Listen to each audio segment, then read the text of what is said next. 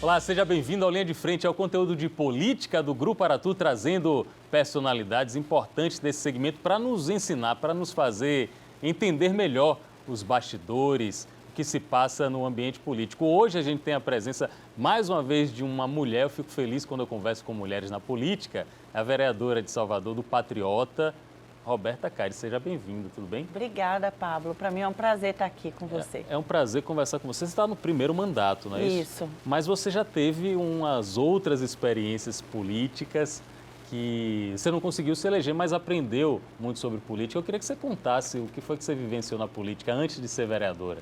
Eu fui candidata a prefeita em Porto Seguro, em 2016. Eu já via um modelo do prefeito ACM Neto em trabalhar com planejamento estratégico, reunir com um grupo de professores, de técnicos em diversas áreas, e a gente começou a estudar o município de Porto Seguro 2 anos antes da eleição.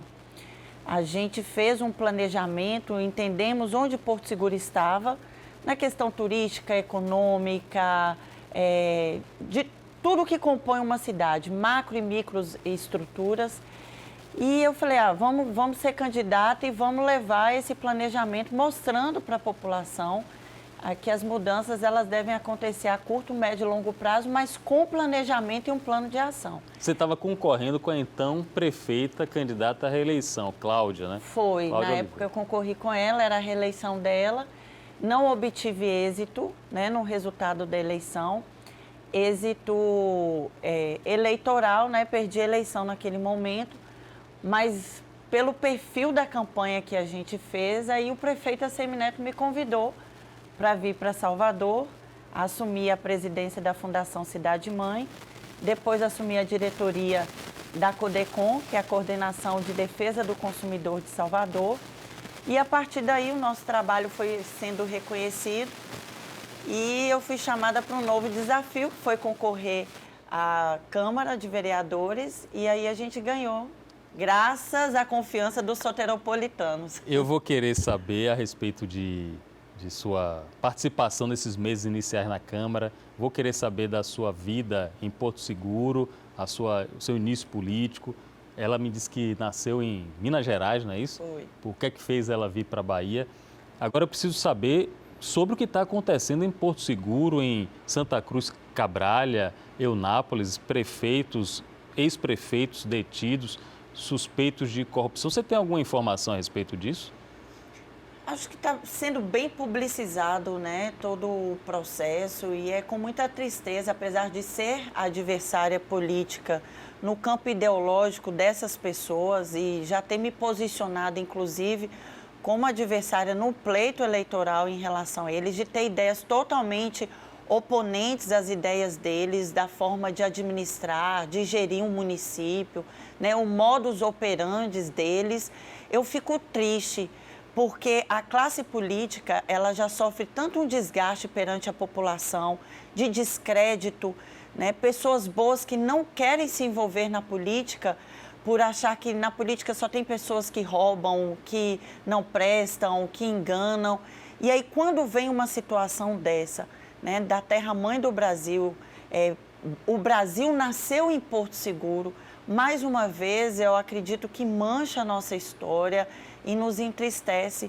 E falo isso nesse momento não como política, falo isso como cidadã, né? Me colocando na posição de eleitora, de uma mãe, de trabalhadora, de ver uma situação dessa, entristece tanto aqueles que confiaram o voto nessas pessoas, né? Tanto quanto de uma maneira geral. Porque a gente tem que suar muito a camisa para a gente manter a nossa família. Entendi. E hoje o seu companheiro, seu marido, é vice-prefeito em Porto Seguro, uma cidade com uma vocação turística muito grande, né? Muito importante a vocação turística. Como é que está sendo, só para a gente poder entrar no assunto de Salvador, mas como é que está sendo esse momento de pandemia lá em Porto Seguro, já que a presença de turistas é essencial para a vida da cidade? Porto Seguro está passando um momento muito difícil, né, economicamente, porque 90% da economia gira em torno do turismo. O Paulo, inclusive, é secretário de turismo. Então, tem que se reinventar. É um momento de resiliência, de passar por esse momento. E a gente acredita muito na força da vacina para que venham abrir, de fato, essas possibilidades do turista voltar a frequentar com segurança Porto Seguro. Nós temos Caraíva, nós temos Trancoso, Arraial, são vários destinos dentro de uma mesma cidade. Eu digo que são várias cidades dentro de Porto Seguro. Então, a gente precisa aí acelerar essa vacinação, porque realmente o problema econômico que Porto Seguro passa é um momento muito sério. Você está no Patriota e você é aliada, já deu para perceber, mesmo quem não conhecesse Roberta Caires, já perceberia logo no começo a sua aliança, a sua ligação com o grupo político do ex-prefeito ACM Neto, presidente nacional do DEM. Então, você é aliada do prefeito Bruno Reis.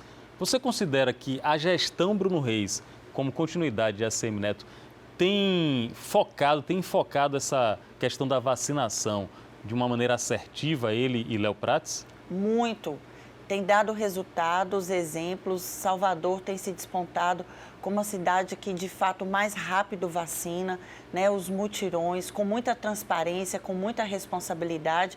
O que nós precisamos é que venham mais doses para Salvador. É isso que o povo não está entendendo. A dose, ela é mantida, ela é enviada pelo Ministério da Saúde. Isso. Como é que é a repartição disso? Como é que é definido quantas doses vão para Salvador, quantas doses vão para Bahia, quantas doses vão para São Paulo?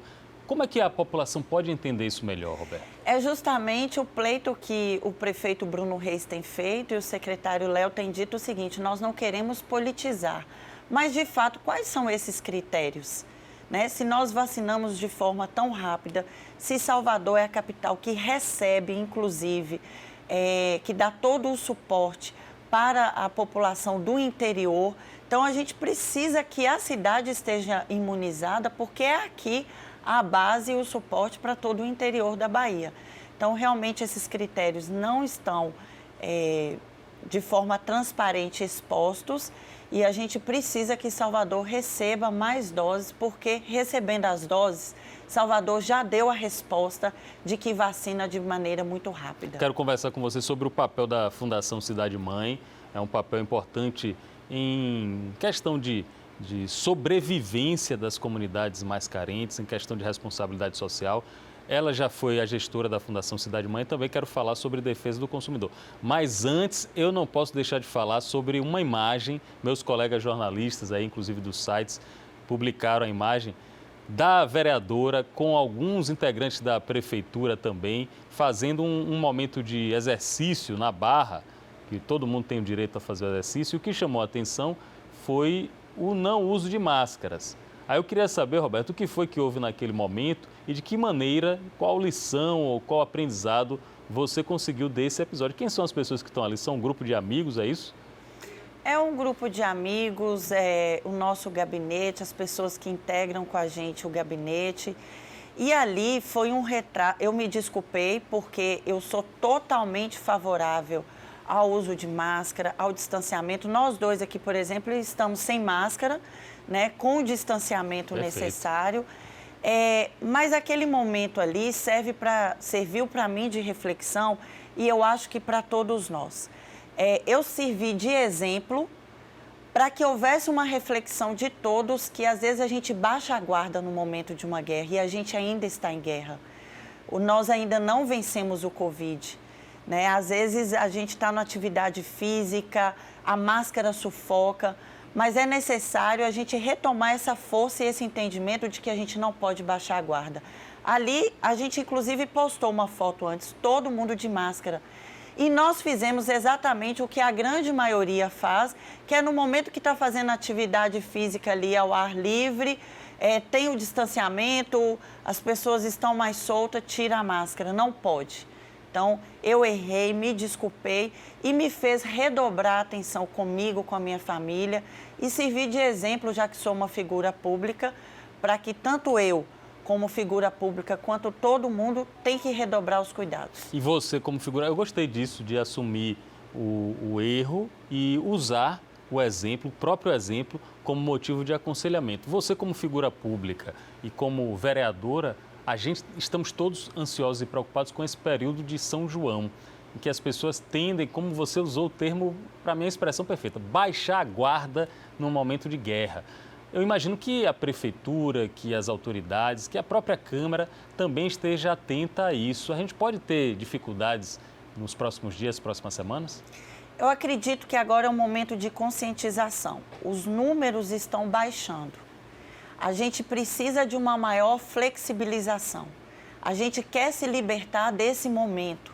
Então, o prefeito Bruno Reis tem sido muito feliz em chamar e conclamar a população, dizendo o seguinte: vamos segurar essa reta que nós estamos passando do mês de junho, para que a gente tenha no próximo mês já uma flexibilização muito maior. De eventos, inclusive, você é favorável de a isso? eventos, não, e ele tem dito, inclusive, uma flexibilização em relação a eventos, a partir do mês de julho. Mas, para isso, a gente precisa de uma margem maior de segurança em relação aos vacinados, em relação à imunização, aos leitos nos hospitais.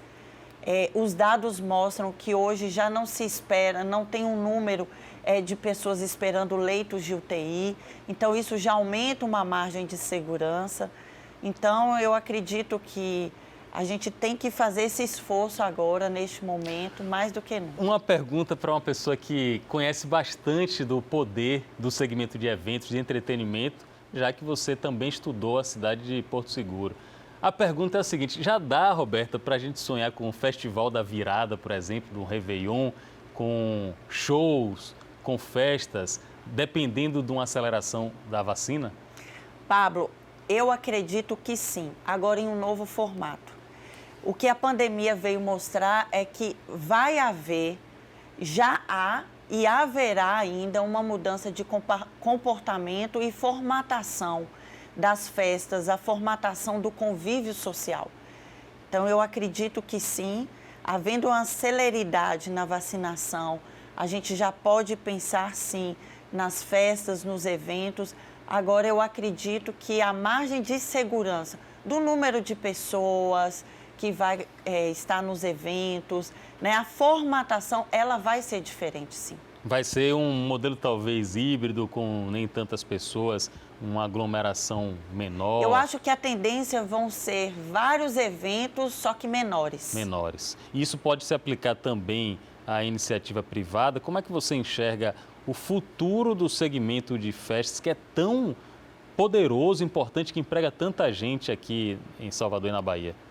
Bem, quando eu digo final do ano, nós estamos falando uma perspectiva a curto prazo, que é agora na virada de 2021 para 2022. Então, nós estamos falando o quê? De 6 meses pela frente. Então, eu acredito nesse formato ainda menor, mas já com uma vida social mais ativa, uma flexibilização maior.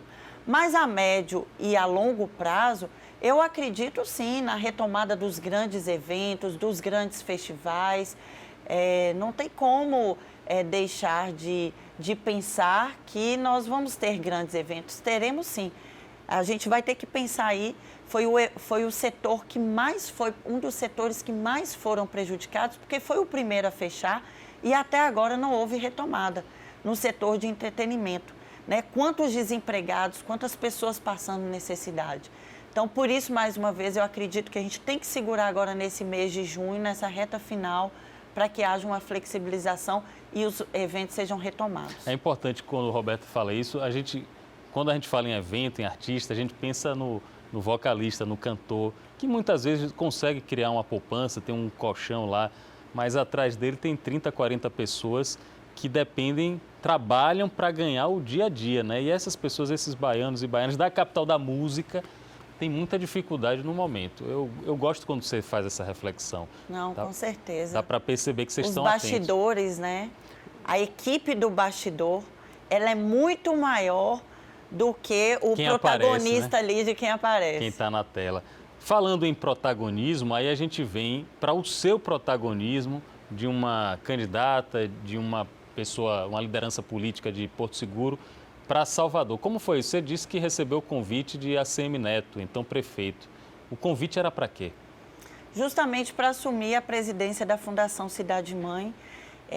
Ele viu que durante toda a nossa campanha nós levamos um modelo de gestão que era muito parecido com o que ele revolucionou em Salvador. Ele viu na gente valor. A ACM Neto ele tem uma característica muito de olhar a questão política, mas também a questão técnica.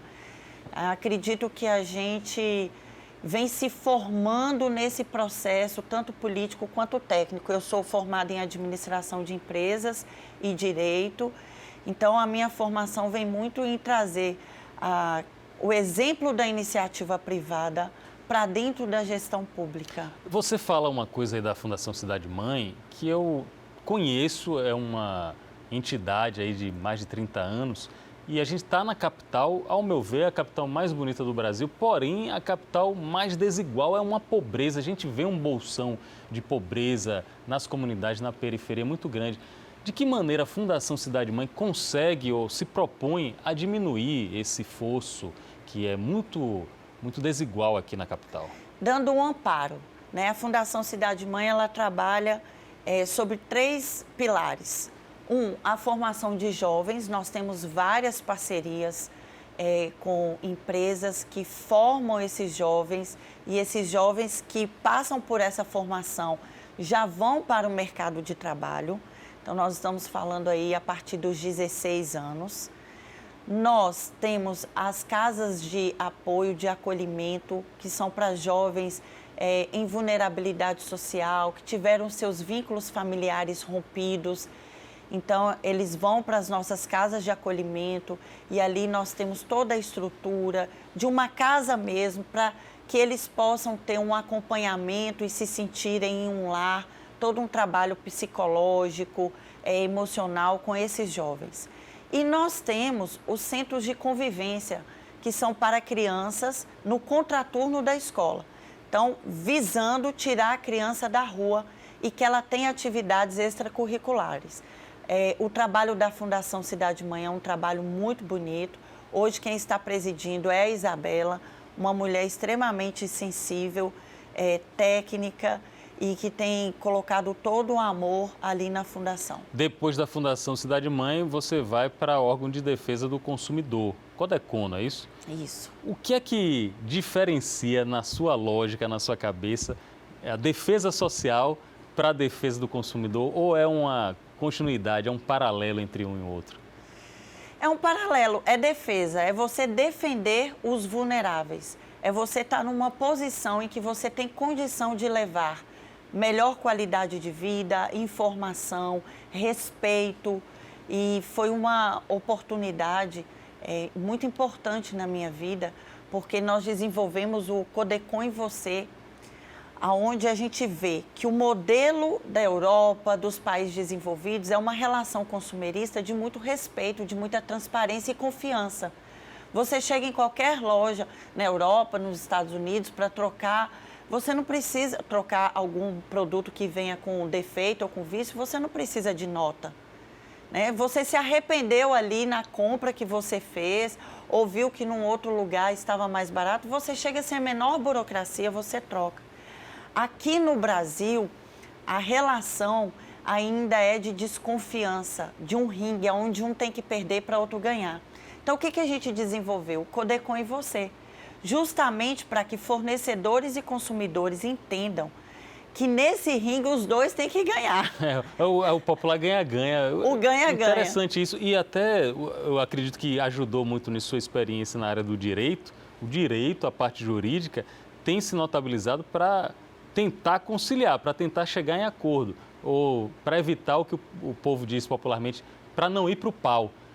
É isso também que você quis implantar lá na Codecon? Implantamos, tanto que a gente criou também as audiências de conciliação, que não é uma obrigatoriedade do órgão, mas a gente entendeu que, trazendo ali para a mesa, né, o fornecedor e o consumidor para uma conciliação, para um entendimento, era muito melhor.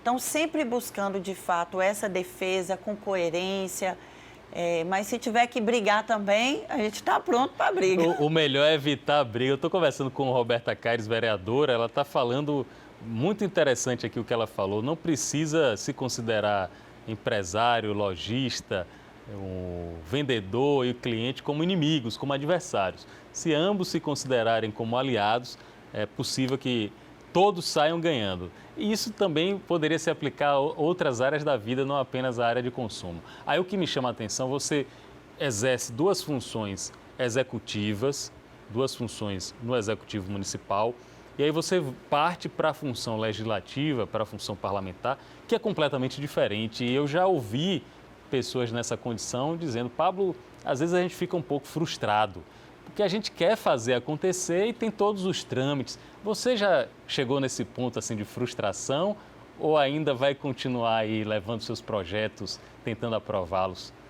Não, eu não me sinto frustrada, eu me sinto muito honrada em ter sido escolhida pelas mulheres e pelos homens de Salvador a estar representando eles na Câmara, né? Foram 7.090 votos numa campanha muito difícil, com todo esse enfrentamento de pandemia, as pessoas passando muita necessidade e a gente levando a nossa verdade de estabelecer para as pessoas uma transparência do trabalho que a gente iria executar.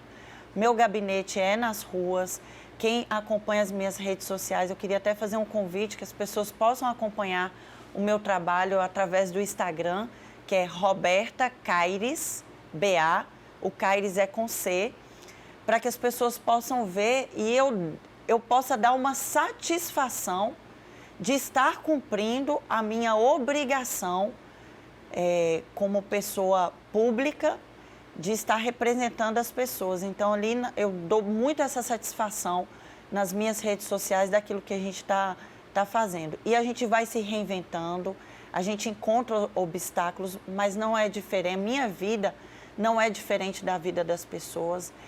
Quando eu estou na comunidade diariamente, estabelecendo a empatia, sentindo o que o outro sente, para poder ter a sensibilidade e articular, tanto com a iniciativa privada, com o poder executivo, legislativo, com os amigos, uma corrente, uma rede realmente transformadora, porque é o legado que eu gostaria de deixar, de que realmente a gente fez um mandato que trouxe uma melhor qualidade de vida na vida das pessoas. Bora falar um pouquinho de política eleitoral, porque tem eleição, a eleição praticamente já começou a campanha, viu?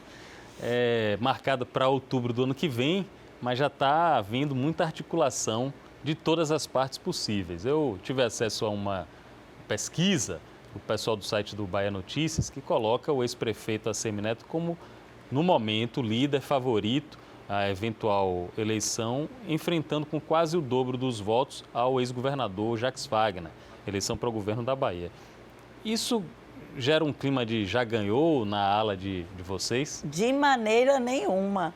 Não existe eleição ganha, não existe eleição fácil. Existe sim um candidato, um pré-candidato, que é Assemineto, que mais do que falar, ele tem ação, ele tem propósito, ele tem frutos já para apresentar. Salvador foi um grande exemplo daquilo que eu acredito que a Bahia anseia de experimentar em todo o estado. Então, o que ele fez em Salvador é justamente o que ele fará por toda a Bahia. E nós vamos experimentar na Bahia um novo futuro, uma nova forma de gestão, muito mais próxima das pessoas, que tenha condição realmente de elevar a Bahia para um patamar de importância que eu acredito que ela vem perdendo nos últimos tempos. Aí aparece um terceiro elemento que eu acredito que foi seu colega também no Executivo Municipal, que é o ex-chefe de gabinete João Roma, que já esteve aqui como chefe de gabinete de Assemineto e está devendo a visita como ministro da Cidadania. Teve uma sessão meteórica a nível nacional, foi deputado federal entre os mais votados e também aceitou o convite para ser ministro da Cidadania de Bolsonaro e, no momento, é apontado como possível pré-candidato ao governo da Bahia. O que é que você acredita que vai acontecer, Roberta Caires, entre Assemineto e João Roma, que mais do que aliados políticos eram amigos muito próximos? O que é que você acha que vai acontecer aí no ano que vem? Eu acredito que ano que vem Assemineto vai ser eleito governador da Bahia em primeiro turno. Aí uma aposta para se considerar. E que as pessoas, políticos, independente do partido, independente dos problemas pessoais ou divergências políticas que já tiveram e estão tendo nesse momento, é normal no processo político isso acontecer. A política é uma discussão, é um campo de debater ideias, né? Ideias divergentes, até que haja a construção do que é melhor para a população, para o povo. O poder é do povo e o foco tem que ser o melhor para as pessoas. As pessoas que tiverem esse entendimento se juntarão pela Bahia com a Semineto. O prefeito Bruno Reis tem ido a Brasília, eu vi publicações dele com o presidente da República, Jair Bolsonaro. Ele fez questão de dizer que estava fazendo visita, fazendo pedidos.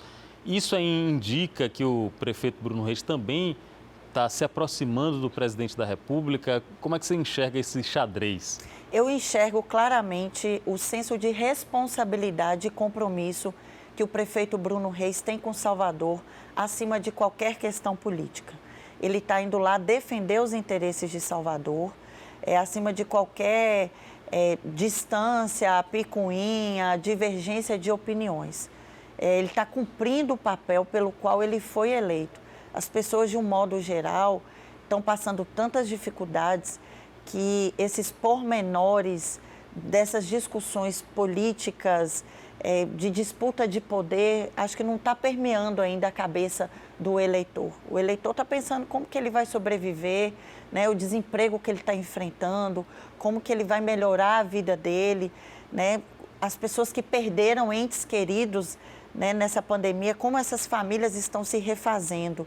E, nesse momento, o gestor, mais do que nunca, ele tem que ser firme, mas ele tem que ser sensível, é o que Bruno tem feito. O PT, ao final do mandato de Rui Costa, o PT terá completado 16 anos no poder da Bahia. O próprio senador Jacques Wagner falou aí nessa cadeira que reconhece que algumas coisas precisam melhorar e que, se eleito, vai dar um novo gás, um novo ânimo. Quais as críticas que você faria a essa gestão acumulada de 16 anos do PT no Estado?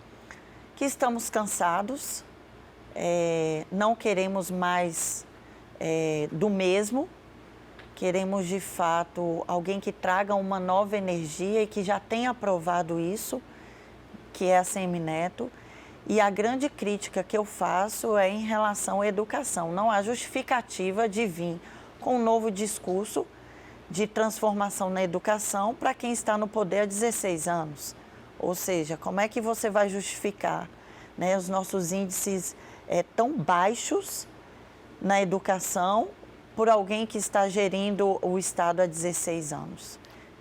O presidente da Câmara, eu ia aproveitar isso, que o presidente da Câmara, Geraldo Júnior, também tem se articulado para uma candidatura. Ele não quis dizer se é deputado federal, se é vice-governador.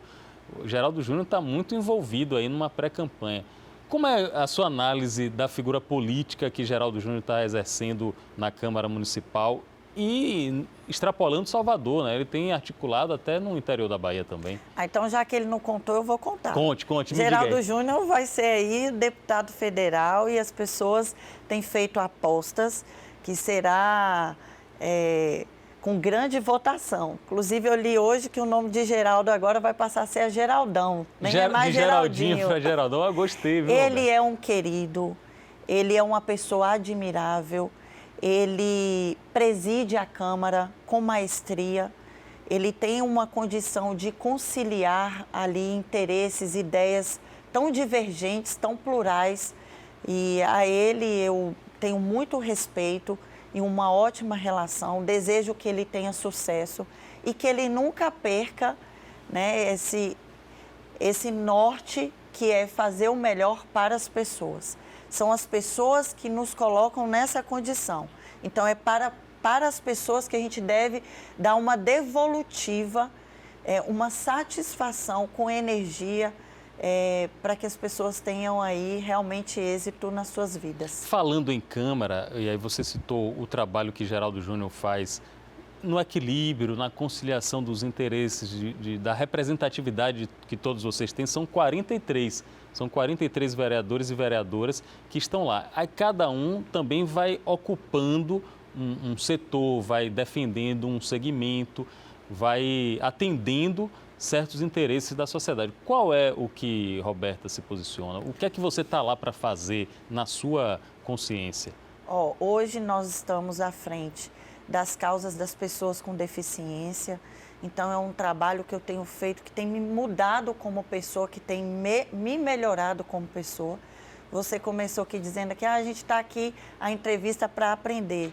Na verdade, não. Eu que tenho aprendido muito com esse trabalho junto às entidades e às instituições de pessoas com deficiência intelectual, auditiva, visual, física.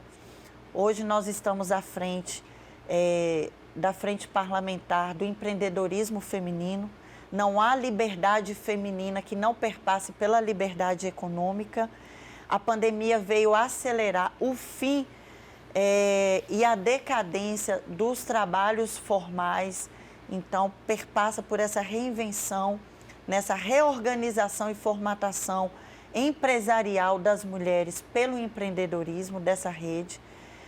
A defesa do consumidor é algo que já está intrínseco em mim e a gente tem trabalhado muito. Eu presido a Comissão de Defesa do Consumidor na Câmara.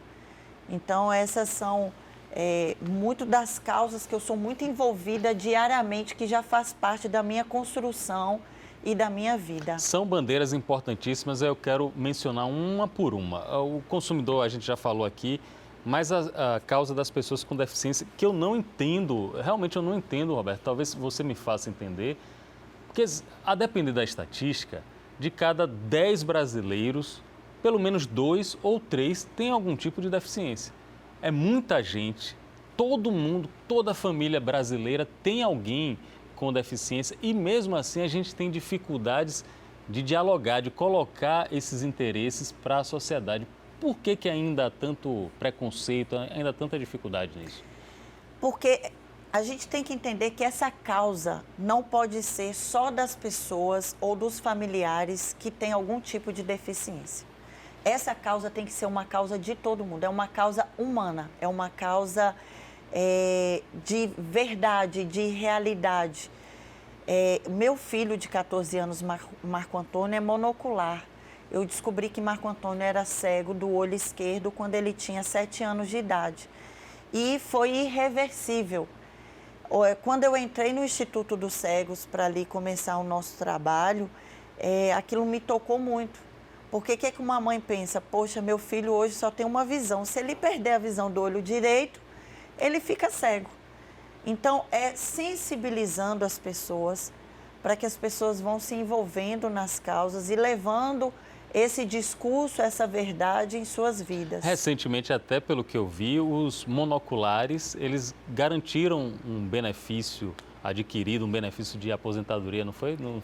Foram reconhecidos, né, como pessoas com deficiência, porque não eram. Não eram, né? E já tinha dificuldade, por exemplo, para retirar carteira de habilitação e mesmo assim não era reconhecido como uma pessoa com deficiência.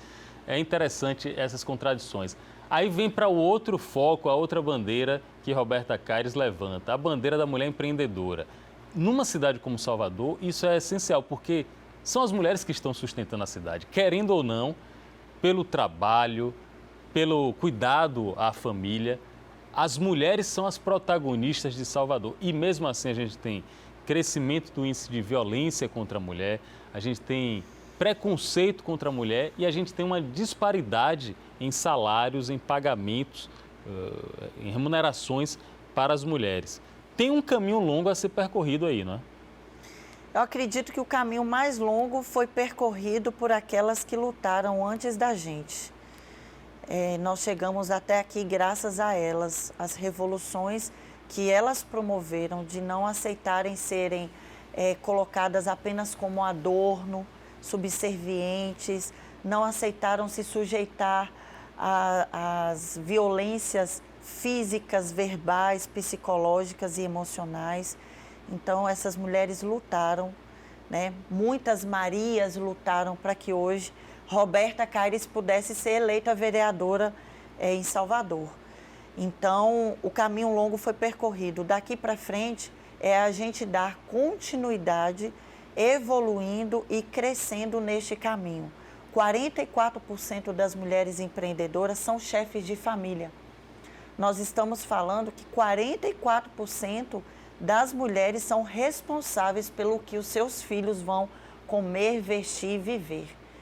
Então, a gente precisa que haja um investimento, uma oportunidade, um reconhecimento da força de trabalho que as mulheres exercem na economia. Por isso, a gente desenvolveu o Move Mulher Empreendedora, que vai ser levado para toda a Bahia, a partir de Salvador, que é um fórum de desenvolvimento feminino da Bahia. Eu fui convidada pelo ACM Neto para que eu possa estar levando esse fórum de desenvolvimento feminino da Bahia, porque ele, como governador eleito ano que vem, se Deus quiser, é um cara super sensível e que entende a força da mulher na economia. E só antes da gente encerrar, falando da força da mulher, esse mandato, essa administração, essa gestão de Bruno Reis colocou a maior quantidade de mulheres no primeiro escalão. Como é que você enxergou essa decisão do prefeito? Extremamente assertiva. Escolheu mulheres pela competência das mulheres. Deu um recado muito claro sobre a importância do convívio, de respeito, com a mesma remuneração daqueles que desenvolvem o mesmo papel, colocando ali à frente de pastas importantes mulheres. Roberta Caires, vereadora, 30 segundos naquela câmara ali de Gerson para você mandar o recado para quem você quiser, as mulheres, as pessoas com deficiência, seus eleitores, seus não eleitores. Ela chegou aqui já pedindo voto, viu? Já dizendo, gente, na próxima eleição eu quero o voto. Você vai ser candidata em 2022 ou não?